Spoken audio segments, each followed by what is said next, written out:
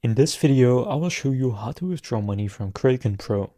So to do this, what you want to do first is just open up the Kraken Pro app or website and head over into your portfolio in the left menu. From there, after clicking on it, you will see this. So now in the top right, click on the withdraw button. That will take you right here. So here you can select the asset you want to withdraw. You can do either crypto or cash. So if you want to withdraw to your bank account, select cash.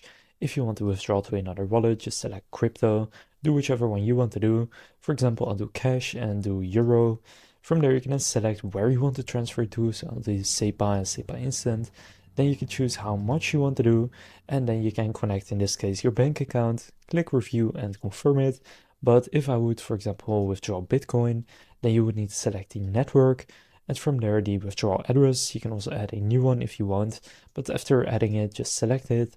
And again, choose how much you want to send. Click review and then confirm in order to send it. So that's how to withdraw money from Kraken Pro.